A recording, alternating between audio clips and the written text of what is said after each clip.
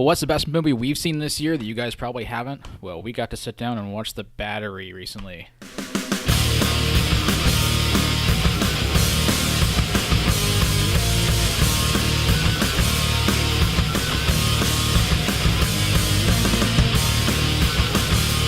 Once again, I'm Robert Morskowski. I'm joined by my lovely co-host, Johnny Womack. Hello. I'm going to have Johnny just go ahead and read the description, and then we're going to talk about the film itself. Two former baseball players cut an aimless path across a desolate post-plague New England that is teeming with the undead. In order to stay alive, they must first learn to live with each other's contrasting personalities and starkly different ways of dealing with the dangers that surround them. The Battery is a uniquely character-driven take on the zombie genre made with a budget of only $6,000. Yep, it's a zombie movie. There's plenty of those, right? Well, this one's got a little different take on things. But before we get into that, we need to go some full disclosure. We know a few people who worked on this movie, mostly in the post-production. We know the director of photography. Johnny got his hands on a screener copy a few months ago. We never got around to watching it until we were invited to a screening at a local comic shop, which has a little gaming bar in the back called the Geek Easy, which I frequent. So they had a lot of the filmmakers there to introduce it, and a couple people that we know. A lot of we don't. We don't know most people in the production. So the Battery's been getting awards overseas, and It's doing really well. yeah, written up and Ain't It Cool? It's got a Fangoria. It's been getting a lot of recognition. Ain't It Cool is one of my go-to sources for media. And Fangoria has always been it's been around for several years. Longer than both of us, probably. Yeah, their main thing is horror movies, slasher films. I bet you read that as a kid. Oh, I bet I did. So, oh no, not another zombie film. Yeah, I mean, there's seems to be inundated by all these different types Saturation. of saturated different The Walking Dead and 28 Days Later. We seem like we're almost at the crux of the popularity. Because I feel like that World War Z movie coming out with Brad Pitt, I think when Brad Pitt embraces like a genre that's kind of like become popular, that's been kind of an underground fave for a long time, then you know it's over. Yeah. Also, they have Running Zombies, which I hate. Yeah, Running Zombies is I think really in the Evil Dead episode, we talked about how I don't like horror films, and I Yeah. don't really consider zombie movies horror films. They're a genre on their own. I can agree with that, yeah. So I definitely enjoy a good zombie movie over a magical figure who happens to look human that stalks young girls at night. Zombie movies in their hand. Seen a lot of them. And this one has a lot of elements. This is like a zombie movie by people who love Romero zombies, who grew up on Spielberg films. There's a lot of elements like if Spielberg were doing a zombie movie, you'd probably see a lot of the same type of things in that film. And there is a direct Jaws reference in this film. The visuals are great too. We don't want to like kiss too much ass because we're a little affiliated with the filmmakers, but not so much. I don't think I ever met the director. If I did, it was very briefly at a friend's wedding. Well, the director, Jeremy Gardner, also did his first film was a movie called The Bags, which had some of the similar people working on it. And it was a very, very independent we're release. talking 10 years ago. Oh, if not longer, yeah. And it was a very, very independent film, shot on lesser quality equipment. They had a website at one point. But you know what? Thinking back, it's exactly the movie the guy who directed The Battery would have made 10 years ago. Right, and it's cool to see how far he's grown by since, far since then. Jeremy Gardner. Google search The Bags movie so you guys can see what we're talking about. It's a very low budget. I wonder if it's even online anywhere. I thought they had it on their website, The Bags. maybe, They may have it streamed on there. If not, check it out and see. Or contact ohannafilms@gmail.com. I'm sure they can give you a It's snippet funny how or you remember something. that off the top of your head. Oh, yeah. Good on you. Jeremy is not only the writer and director, but he is the star. Yeah, he And plays the character named Ben. Again, never met the guy, I don't think, because this all was shot in Connecticut. We're pretty well removed from the film, like felt we could talk about it. And before we even saw the movie, I was kind of considering reviewing it, but it would only be if we liked it. Right. We didn't want to kind of force things. Yeah, we went into the screening saying, well, if we like it, then let's talk about it. You know, we didn't want to have a bice towards the film. It'd be nice to review something that's a little indie film and not, Right. big studio film. We'll see how that goes in future podcasts, because right now our ideas are just for big movies. Next couple of episodes. Yeah, but this was only, like I said in the synopsis, this is only made for $6,000, and if you folks don't know about how films are made, that is there's regular high grossing, high budget films. There's the average budget. There's IFC budget level films, and then there's very low budget films. And don't mistaken the low budget for the quality. I mean, they did a really great job with some of the stuff they did was very minimalistic, but to a point. They didn't overdo it. Very Hitchcockian in a way, the way they did a few things. You kind of pull away and get your mind to kind of complete the picture, so to speak. Yeah, but that's where the beauty kind of comes from is the movie is shot to its constraints. Yeah. They make you interested in scenes where they don't want to show a giant zombie horde attacking somebody. They'll kind of shoot around it where you just kind of you get what's going on without having to see it. And that's the Jaws approach. Before we start talking about like all the people who like did the makeup and stuff, we should talk about the film. Yes, that's true. It starts off and you know what you're kind of walking into in some zombie movies. It's the end of the world. I don't think there is a zombie movie that isn't just the I end think of the they world. said it was about 6 months ago. I think that's the only time frame we really get. That's the only time 6 months. It could have been much longer. Right. But we did just watch the movie off the screener copy right now. We saw the film about a week and a half ago at the screening at the Geekies here in Orlando, Florida, and we just watched it right now before we started recording this. And I picked up a lot, and my bladder wasn't as active tonight as it was on the Geekies night, so I got to see the whole thing finally. Yeah, I took some mental notes in my head and saw things for the second time that I. One thing that they didn't, I like that they kind of left to your imagination. They kept saying they were in different places, and on the synopsis says New England. New England could encompass New York, Pittsburgh, obviously Connecticut's where they shot the film, but I mean, they don't actually give you a physical location where their baseball team was. Yeah, I mean, a zombie movie like this, you're going to be traveling around. Yeah, and I assume this is a AAA or AA baseball team that not college. And team. that's where our characters come from. Right, and that's how they somewhat connected to a point. You have Ben, It's who like is they knew of each other, but not really like friendly. right. Well, they talk in I don't know how much sports you follow, Robert. The baseball's the one with the bat, right? Yes, where you Okay. hit the ball and there's Yeah, bases. That's different than cricket. Yes, Okay. and there's bases, and then there's a guy that stands 90 feet away. He throws the ball. He's called the pitcher. One of the pitchers is Mickey. Talk about it in the Is film. it catcher? Now, Mickey is the pitcher. He's in the bullpen. Ben, Jeremy's character, Gotcha, Ben, gotcha. he plays the catcher. He's actually a starting catcher, which means assume that he is a better baseball player Plays the all whole around. game. He plays the whole game. You have a rotation of baseball players, and they have in the bullpen. So that's what Mickey's character was, a pitcher. He threw the ball. The catcher catches the ball. There you go. So We just assumed they were in the same place at the same time when things started getting hairy during the zombie apocalypse, and they just kind of got stuck together. yeah, and they weren't friends. Like they said, they didn't really talk much. The pitchers stay with the pitchers, the catchers, and the rest of the team stay with each other. They're actually in baseball, they're separated. The pitchers stay on their own side, and in some places in stadiums, they stay on the opposite side of the stadium together to practice and warm up. And then but we don't know how the AAA. Yeah, they just say they hung around. They were around each other, but they hung out in different circles. Yeah, so there you go. But the movie starts, and we're several months into this. Yeah. So we have the two characters. We have Ben, the catcher. He's been these guys have just been on their own for too long. Mm-hmm. They're at the point where they're trying to keep it together between them, but you can't spend that much time with another person alone and not get really sick of them. Well, Mickey, he likes to carry a set of headphones, and that's kind of like his escape from reality, from the world that they're living in. He loves music, and he finds random CDs. He has this old like CD player, that Walkman CD player that you have. It's not a MP3 or iPod, so it's kind of weird, kind of hard to date the movie. That's another thing I noticed as well. What I figured about that was he can't charge an iPod. You can't, yeah. So they have to just find batteries all over the place, and so a Walkman makes sense. Yeah, it makes sense. But none of those things, you couldn't really date the movie, though. I would say if they were to go with the mid-'90s, or it could be today, but there wasn't a way. I figure it's present day. Yeah, but even the houses they went into look kind of old and dilapidated. And that's, again, I feel like the script was probably written for what they had available. Yeah. Because I think in the end, a lot of like small indie movies kind of want to stretch too far with things. So you'll have like a decently produced movie with, no budget, low budget, and they always try to stretch things by doing like a blue screen or explosions or Right. which just doesn't look right because they don't have the money to make it look good. And this movie made itself where it didn't have anything that had to go over the top and do something like big spectacle stuff.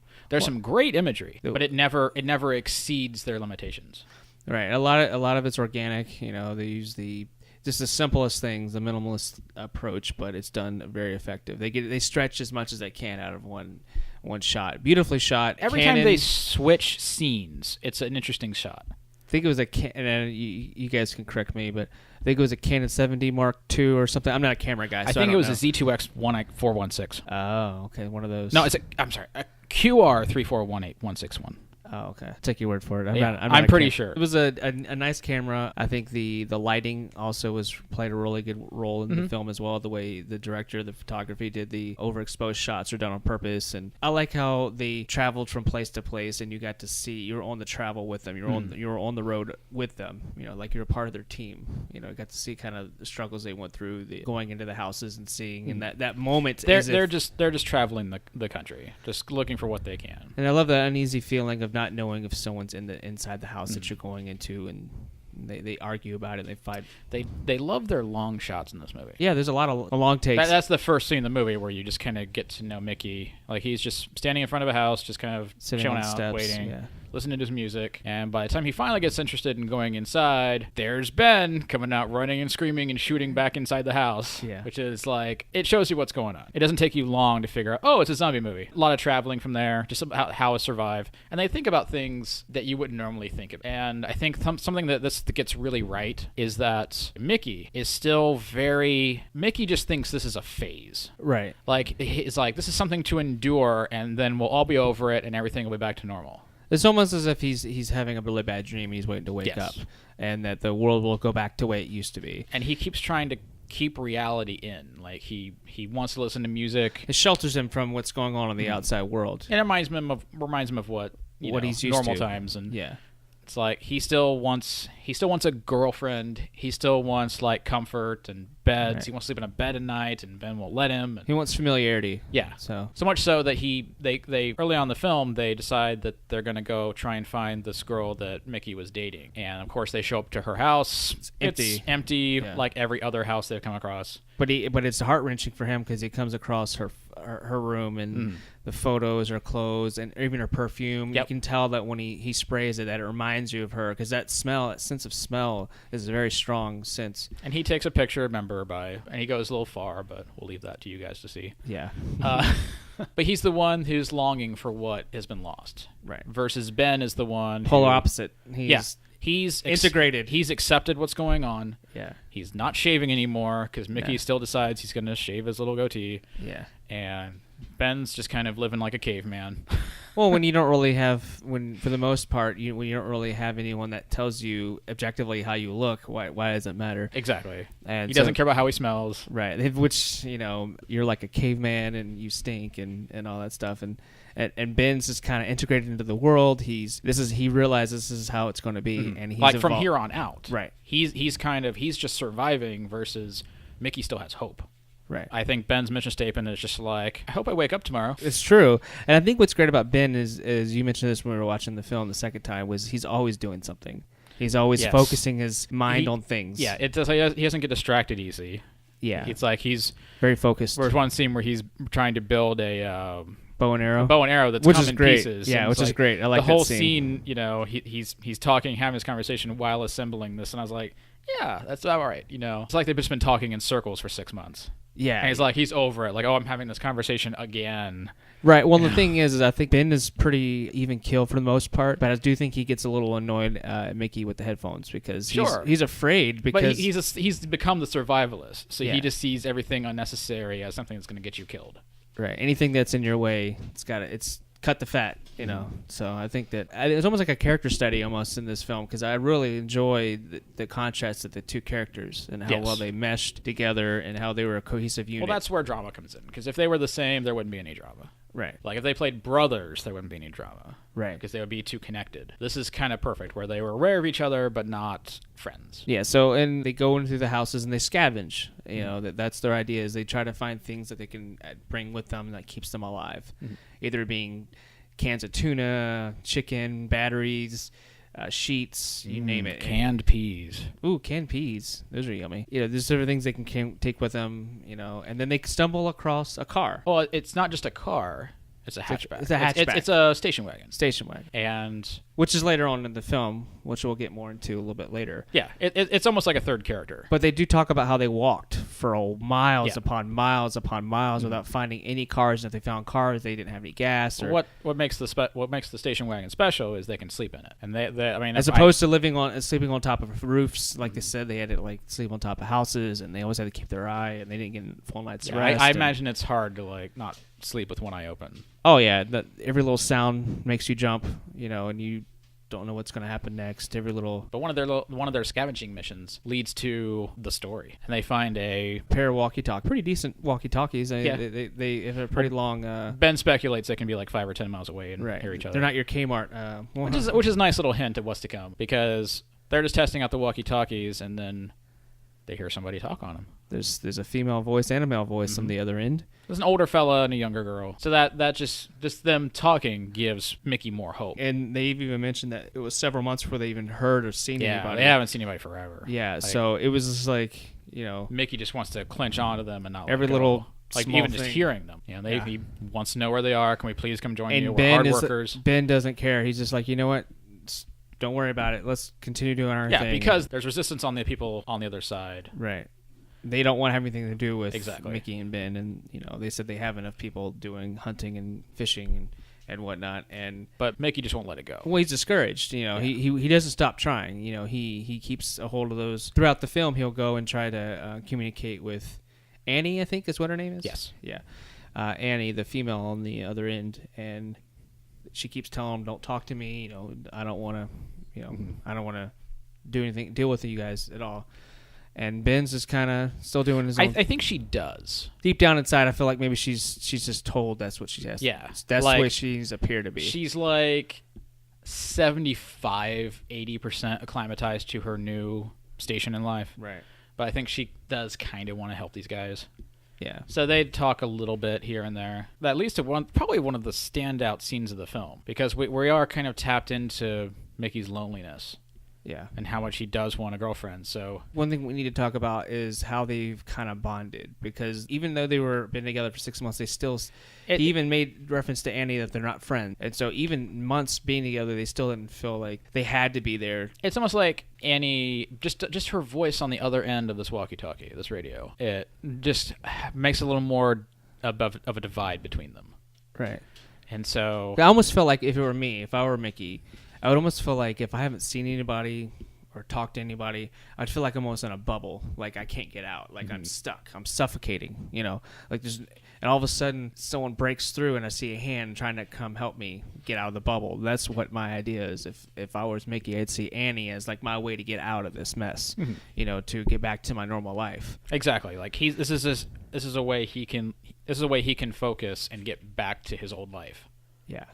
It's like, oh, need a girlfriend, need a car, need a job. Like it's even on a reduced scale, he's still looking for that. Yeah. I want to talk about the middle scene, and I don't know how we can talk about it without giving too much away, because I think that's one of the best scenes of the film. Let's just say it, the boobs scene, Yes. because there is a lot of original thinking going on here that I wasn't ready for. And again, like, we're not doing this podcast because we have a little bit of relation to the filmmakers, and it's really not all that much. So we're not trying to kiss anybody's ass here. Yeah. But I was genuinely surprised by a lot of the scenes in the film. And that middle scene, Mickey is showing how much he is clinging to his old life. Yeah. So much so that any opportunity to even pretend he can have that, he jumps on. It's like that Flash, that shiny toy, Like, it's so good, I can't even hint at it. I just Yeah, have to, like, just it's see for yourself. It's great. You Yeah. definitely need to check it out. But the thing I was going to address is they found a way to bond through baseball, through imitating baseball, and they would find ways to play a game of baseball. They'd play catch. Anything that would solidify himself in this new world that's been created, Mickey just finds a way around. He hasn't killed a zombie since they started. Right. He doesn't want to learn to fish. He just wants to sit around and wait for everything to be okay. Yeah. And there's one point where he decides, we're going to stay in a house tonight. I'm tired of living on the road. We're going to stay in a He house. stands up to Ben and Yeah. says, "Hey Ben, this is how it's going to be, and you can live. I don't want to sleep on roofs anymore. I don't want to sleep on the grass. I want to be in a bed. I want to be human again." And so to so speak. all those scenes throughout the house, that just shows, like, I am so impressed with Jeremy as an actor. Oh wow, he was He great. almost has his own musical number in this film. Yeah, he was great. Like, all the source music, all the, like, pre-recorded music, they've picked for the movie, it fits in really well because it's not spot on to the scenes. Right. Because it's tonally right. Like, it feels like it should be there, but the film isn't about, like, oh, like, the songs aren't, oh, I'm so lonely. you know, or like there's a lot of like Johnny Cash influence I keep hearing in the movie. The scene where I loved was what you were mentioning. It was where Ben takes the headphones for the night because it was almost like a trade there. When you get the house, I'll get the headphones for the night. I love music too, and then he kind of gets to have a little fun. He's got a bottle of something tasty in his hand too, Jack Daniels or something. I don't know what it is, but yeah, he finally gets to let loose a little bit and have fun, and then crack. He wakes up from reality. Yeah. He hears a sound. It's like the second he lets himself go. Even he was tempted to just turn up the music and succumb to that, and he heard the sound, he shut it off, and he woke back up in reality that this is how it is. Which leads to another pretty great scene. This scene might have been done before. It's escaping me if they ever tried to do it on Walking Dead or something, but Ben just decides he's going to get Mickey to kill a zombie. Yeah, he's tired of it. He wants him to wake up and pop the cork, so to speak. You went the classy route with that one. Yeah, gotta be classy. Oh, let's talk about that too. We're gonna interject for a second. When we uploaded the our first 0 episode podcast a few weeks ago for our review of Evil Dead, you had it listed as explicit, and I started thinking we didn't say anything that wasn't very PG. That's true in that one, but I understand like we threw the S word in there, and there's just some tone, just some the as if this was on TV, suggestive themes, adult themes, yes. Adult content. I wouldn't want my son to listen to But I just thought that was pretty funny. Like we have to kind of make that call because I think the last 2 we didn't curse at all. Not at all. Which those were mainstream movies. I think PG-13. Yeah. So those I don't even if we were cursing in that, it's like they don't do it in the film, so I guess we didn't do it in the podcast. Right. Which this movie is a little potty mouthed. Yeah. Which rightfully so. I mean, it's real. People talk like that, And you never hear them cursing without like need, Right. Getting back on track. Really enjoyed the music in the film. Jeremy has his own little music number, and he's decided now he's going to kind of force. He's going to force Mickey into killing a zombie finally. Yeah. And he does. No details there. His chagrin. Yeah. But that's when they start to finally bond again after the Annie kind of got between. This the voice of Annie got between them. Right. Because she represented that hope, and then finally she says like, "Don't use this channel again on the radio. Like, go your separate way."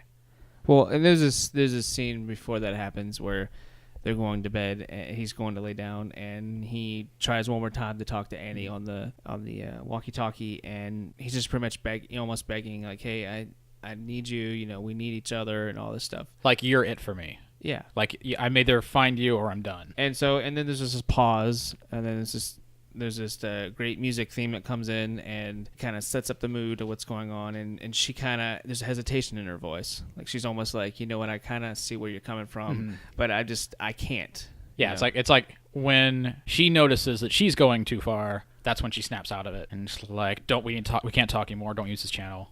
Right. But that's when Ben decides it's time for Mickey to kill a zombie. He's popped that cherry. Yep. He's stopped talking to Annie. And so now it's like they're finally bonding again. And they hit the road. Kind of brings us to the end of the film. Or at least Act 3. Because you can tell like when they're starting to get along again, they find a little like orchard full of apples they start eating. And playing baseball off the apples and hitting them.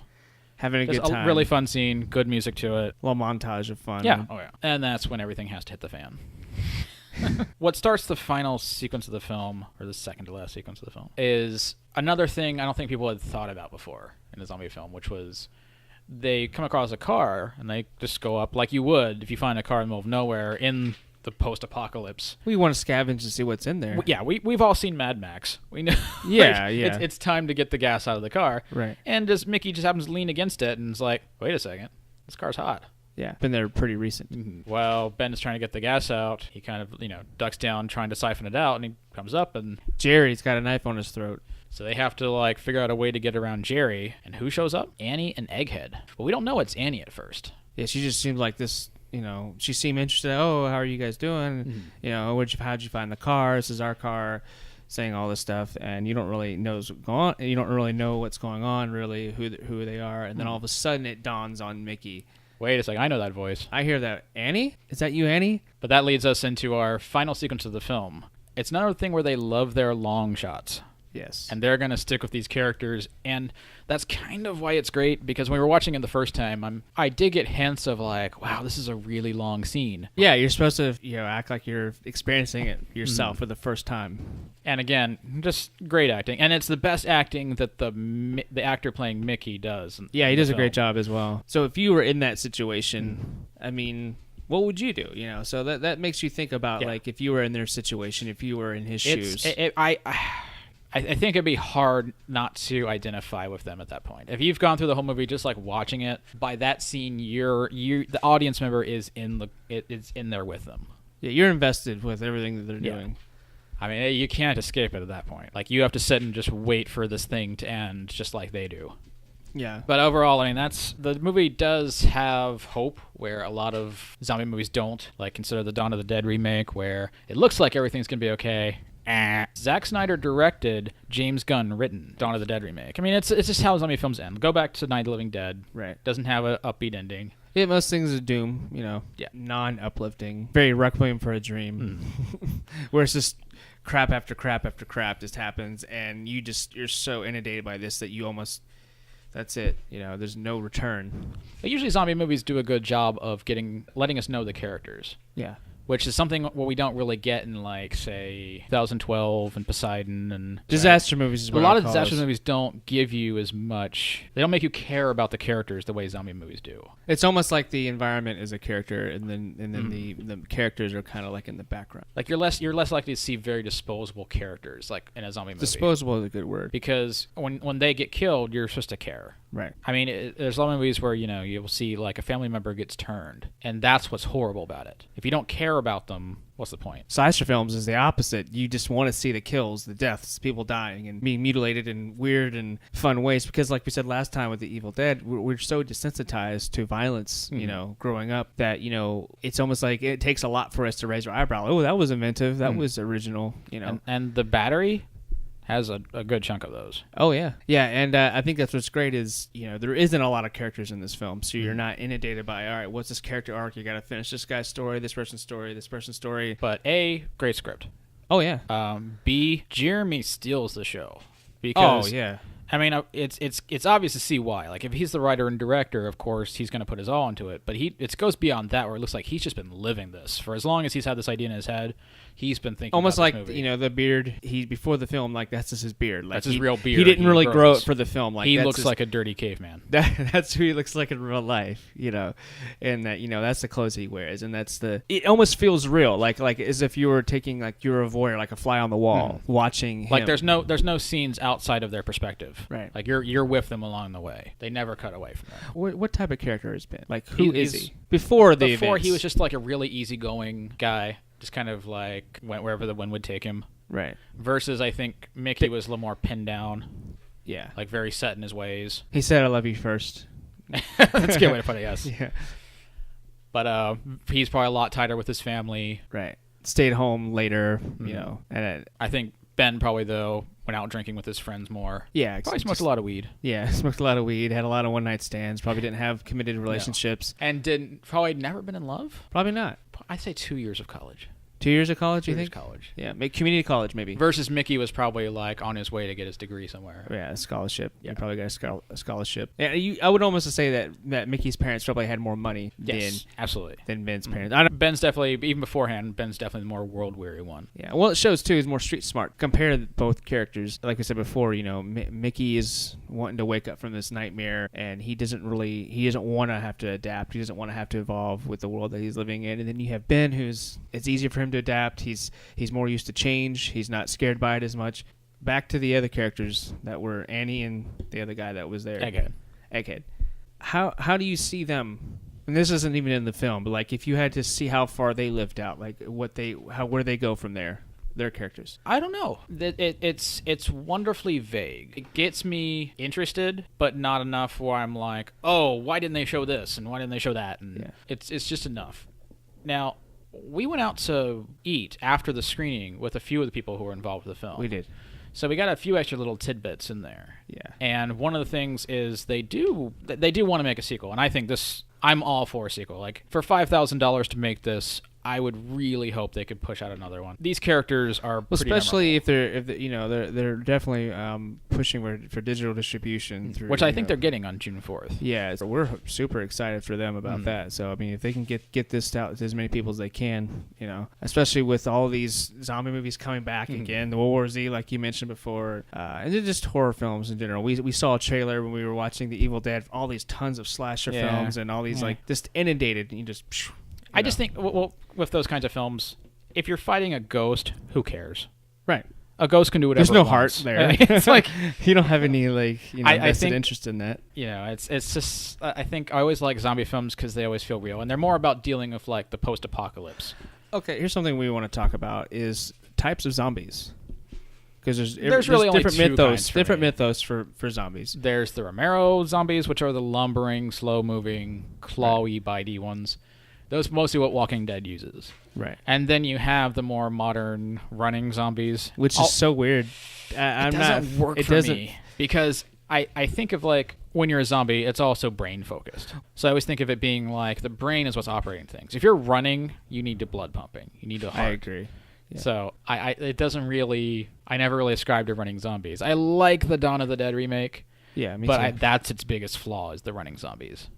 Yeah, I just never bought into that. Versus like Land of the Dead came out right after that, and I like that. I like that a little better, just because I like the lumbering zombies. Not a better story. I think the Dawn of the Dead had a much better story. Yeah. But as far as like sticking to zombie lore, Land of the Dead did a better job. Yeah. Well, you look at movies too as well that don't really have more comedic, like Shaun of the Dead. That's like the only comedic zombie movie. Yeah, but it's again it's a good like turn a genre on its head. It is, and they went with the lumbering Romero zombies. Yeah, that's a fun. Well, I think that's what's great about The Battery is that, like we said earlier in the beginning, that you leave things to your imagination. Mm-hmm. Like if they had a $30,000 budget, doesn't mean it would have been a better film. Mm-hmm. You know what I mean? I think everything was tastefully done. That's why I say the script was obviously written to their limitations. Yeah. So I think if you took this script and gave it to Columbia Pictures, I don't know what would be different. Like what could you add to this film with more money? Well, it seems to be exactly the movie they should make for this amount of money. I kind of, now that I'm thinking about it, it just kind of dawned on me. I equate the scene Ben is killing a zombie, right? And they kind of cut away. It's out of frame. And you know the zombie's dead by the sounds and by the actions, but it's tastefully done. And it kind of equates to me to Pulp Fiction, where you have Bruce Willis's character stabbing the guy with the sword. You don't actually see it happen, but you hear the sound, you see the blood splatter, but it's still just as effective. Mm-hmm. You know, I think that's kind of the same idea. For me, I don't know if they even thought about it that way, but... I always just looked at it like it was Jaws. Jaws is a good way to... Yeah. Like, it's you know what's happening, but you don't have to see what's happening. And then also the location, too, like we said earlier. I mean, beautiful. I mean, I've never been to Connecticut. Have you? Nope. But, I mean, they said they just... when we talked to them at the restaurant after the viewing... they said they just found spots. They didn't close anything off. They just took the camera and went after it. And got super lucky. I think there is a scene that takes place in the rain. Oh yeah, which it looks great. Yeah, but I don't think it was planned. No. But I think it turned out really well. You know, just that it happened to do that, and it gave a little more energy to that scene. Not a lot. It's not. It just helps add to like the tone of that scene. I want to be a little negative because it's just a little too positive right now. Yeah. Acting. Oh yeah. Overall, it's good. Good. Yeah. Jeremy is of course fantastic. Yeah. And lovingly goes full frontal for this film. Yes, over his love for this film. Yes. So if you're not a fan of nudity, need not apply. Yeah. It's far away enough. Yeah. Like, yeah. You could, blink. It's like it's enough to tell. Oh yeah, he's got male anatomy. The guy playing Mickey's like half and half for me. In the last scene, he's just probably the best acting for him in the movie. Mm-hmm. It almost feels like he's kind of just figuring out his character as he's going along. I think a lot of things with actors, it's you have to kind of figure out arguing and timing. Like cutting people off is a huge thing because that's real. Like if you were to cut somebody off, there's been plenty of cutting off during our podcast. So we know about it. It's natural. Now, I have a background. Now, Robert, before we talked about this in the first podcast or episode 0. Robert went to film school, so he has kind of like that technical aspect, kind of viewing things from a different mindset than I do probably. I was a quote-unquote actor, several years of school and college, did thespian awards and all that stuff, but a totally different way of doing like theater. You are very dramatic. I'm very dramatic. Theater acting is much different than doing like a film itself. So, but you can be a theater actor and do well in movies, a la Alfred Molina, stuff like that. But it is different. With theater, you have to.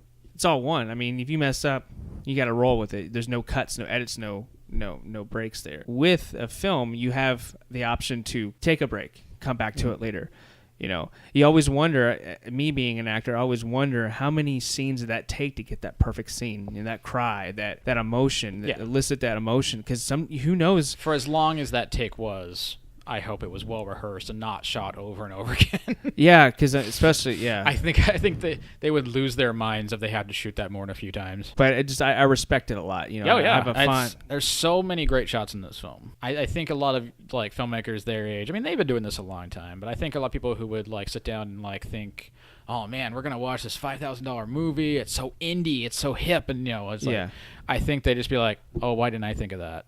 When they see some shots in these films. But yeah, it's just overall, it's just a great film. I can't recommend it enough. The moment you watch it to the very end, it's a fun ride. It's only 101 minutes. So there's only 5 humans in the movie. That's it. So you're not dozens of zombies. Yeah, horror. It sounds like it's a little cast, but when you think about it, there's I think there's a lot. Like 3 or 4 dozen zombies in the film. Yeah, and a lot of great, shout outs to all the editors and just everything was really well done. The makeup was really minimalistic but done really well for what they had. Maybe in the sequel they'll recast the actors playing Annie.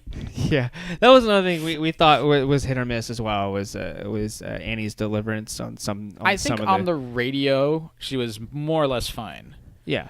But when they meet her, I always get that, I hate to use this, but it's like that Troll 2 kind of acting. Yeah. Where it's like, this is how people talk when they're angry.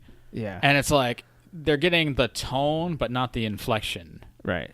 It's just like, I'm reading words, and this is my angry tone when I talk. Well, and now to give you my comparison to that, having the background like I have with acting, this is the way I would apply it. Was if I'm supposed to be angry in a scene, I know it's common sense, but I literally look at myself. Like, how would I meet Johnny? How would I express that? If I was really angry, if you and I got in a fight or an argument about something, I'd be spitting. I would be, veins would be popping out. I would be clenching my fist, but not overtly like, looking at my hands. My fists are clenched. It'd be natural. You're kind of scary right now. Yeah. Because he's acting these things out as he's saying them. Here's some fun little trivia for the audience. What plays were you in? Arsenic and Old Lace. These are all theater. A classic. Yeah, Miss Saigon. I was in that, and it was fun. And Oklahoma, did a little thing in Oklahoma, but I didn't really do any singing though. Even though Oklahoma's more of a musical than. But I bet you know the lyrics. Don't get me started. But just small little productions, college productions, nothing major. Which I was always behind the scenes. I had to take technical theater production. That's nice. So I was like the prop master on Grease. Oh, cool. And this other little nothing, I think it was called Daytona. I can't remember exactly what it was, but just a lot of nothing. Yeah, and I got to work on... Grease was fun to work on, but... I did get a little bit of technical... some of my friends made some films in the past, so I got to help out with cameras and, holding the boom and, boom operator and key grip and all that stuff. Like, so... sound editing, but nothing. Sounds dirty, doesn't it? Yeah, nothing to the extent of the Battery. Nothing. The Battery. Totally different type of film. The Battery is a film that's been made by people who have been doing this independently for a long time. Yeah, and this is just so far. They're this is exactly where they should be right now. It's making these kind of quality films because they've kind of done their throwaway films already. Yeah. And now this is like the cream of the crop right now. Well, I think what I'm most excited for is for people to see the Battery, digitally, because look how much digital world's taken over, and I think that it'll motivate them to want to do more movies. I'm a big supporter of theirs. This looks great. I think the best thing to come out of this is Jeremy's a great actor, and he just got cast to play Doctor Strange in the next Marvel movie. Were you gonna let that out already? Well, it's kind of hidden knowledge. Yeah, but. Only on certain websites are posting that right now. Yeah, but he's perfect. Like he'll have like the right inflection, and which McG is directing, so it's gonna be good. Well, yeah, after the success of Terminator Salvation, he went on. Being nominated a few times. Not to mention Charlie's Angels Full Throttle. Oh man, how could you forget that? He can ride those coattails till he's dead. Yeah, I mean, but I'm really looking forward to Jeremy's portrayal Of Doctor Strange. I mean, Yeah, he's it's gonna be great. He's got the height already down. He's got the It's not till 2017, so that'll be fun to see. Yeah. But please, guys, go see The Battery.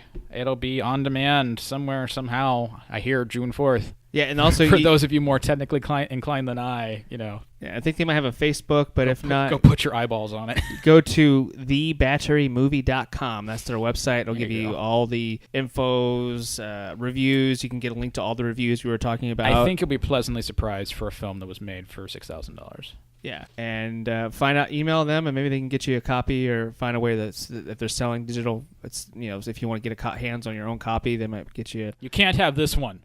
No, this is our copy, but definitely go check it out. Leave your thoughts on our Facebook page. Let us know what you think, and send us an email as well. But if you want to send the makers of the film, it's Ohannah, OHANNAH films @gmail.com, and they'll tell you more about what's going on with our future projects. Get on a mailing list for them. Good stuff.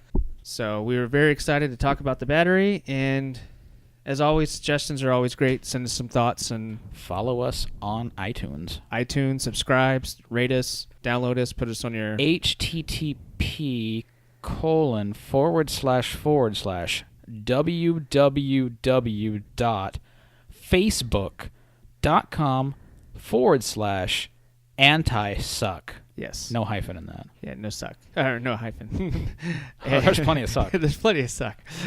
And also, like I said, anti-suckreviews@gmail.com. I think we have a Twitter, don't we? We do. It's twitter.com/anti-suckreviews. So you can... Isn't there a Tumblr? There is a Tumblr. We just went on anti-suck.tumblr.com. I think all we're missing is like Vine and Instagram. We need to get an Instagram as well, but we'll be trying to make more posts regularly. We'll do whatever other stupid thing comes up next. Yeah, time. And then if you guys have thoughts for movies you want us to review, we're on schlotzskis.com. But thank you, folks, for listening. It's been a blast. Yes, I've had a lot of fun. Hope you can listen to us soon again. Yes. Everyone have a great time. Bye-bye. Bye.